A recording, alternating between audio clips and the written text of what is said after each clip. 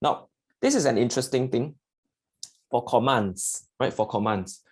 Sometimes the sentence is as simple as the officer commanded them, run, right? So when you see a command, right, the student needs to be able to just add to in front and then the infinitive, to run.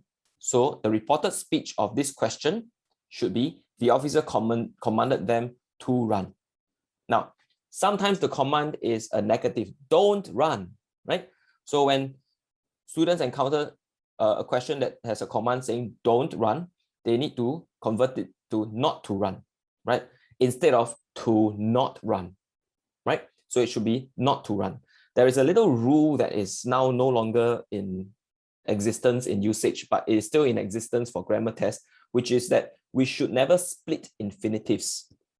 That means to and run are infinitives together. We should never split them, meaning never put a word between them. So when we want to say don't run, report it, we should say not to run. We cannot say to not run, right?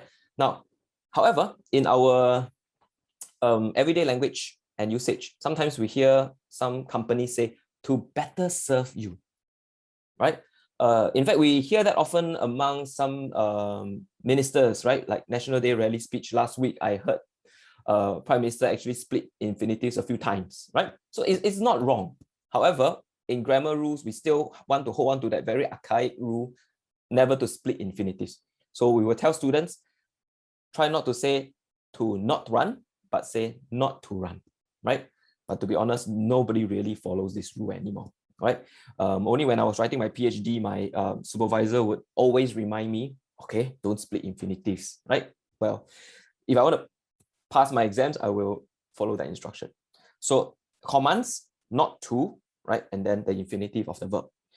Now, if you see must, change it to had to, right?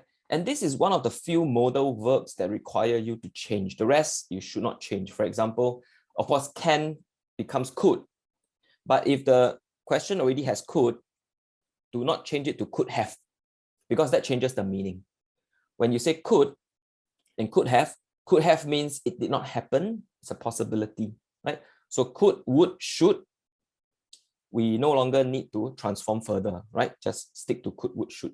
So must is the one that you need to change to had to, and come becomes go, right? Because you need to maintain the meaning of that sentence that is being said. All right. Hi, this is Dr. Daniel Chua. I hope the video that you have just watched will be helpful to your child in preparation for PSLE English. So if you are interested to sign up for any of our programs, please feel free to check out this QR code, and then you can then find out more about what we do to help our students at Cognitus Academy. All right, thank you.